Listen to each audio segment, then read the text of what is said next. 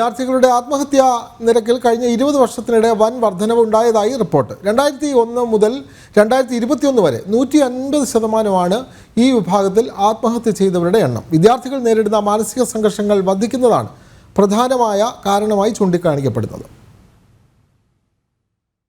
2001 വിദ്യാർത്ഥികളുടെ ആത്മഹത്യാ കണക്കിൽ 1.4 മാത്രമായിരുന്നു വളർച്ച. ആ വർഷം 5425 ആത്മഹത്യകൾ മാത്രമാണ് വിദ്യാർത്ഥികൾക്കിടയിൽ റിപ്പോർട്ട് ചെയ്യപ്പെട്ടത്. 2021 അത് 13089 വർദ്ധിച്ചു. 20 വർഷത്തിനിടെ 180% വളർച്ചയാണ് വിദ്യാർത്ഥികളുടെ ആത്മഹത്യാ നിരക്കിൽ ഉണ്ടായത്. താൽപ്പര്യമില്ലാത്ത പഠന ശ്രേണികൾ തിരഞ്ഞെടുക്കാൻ നിർബന്ധിക്കപ്പെടുന്നതും ആത്മഹത്യകൾക്ക് കാരണമാകുന്നു. റാഗിംഗ്, ജാതി വിവേചനം, സാമ്പത്തിക ബുദ്ധിമുട്ട്, കുടുംബ പ്രശ്നങ്ങൾ, സംരക്ഷണമില്ലാത്ത അവസ്ഥ എന്നിവയെല്ലാം തന്നെ ആത്മഹത്യാ നിരക്ക് വർദ്ധിക്കാൻ കാരണമാകുന്നുണ്ട്. മതിയായ പ്രതിരോധ സംവിധാനങ്ങൾ ഒരുക്കേണ്ടത് സംബന്ധിച്ച് ദേശീയ ക്രൈം റെക്കോർഡ്സ് ബ്യൂറോയുടെ കണക്കുകൾ ഉദ്ധരിച്ച് നടന്ന പഠനമാണ് ഇക്കഴിഞ്ഞ ദിവസം പ്രത്യേക റിപ്പോർട്ടായി പ്രസിദ്ധീകരിച്ചത്.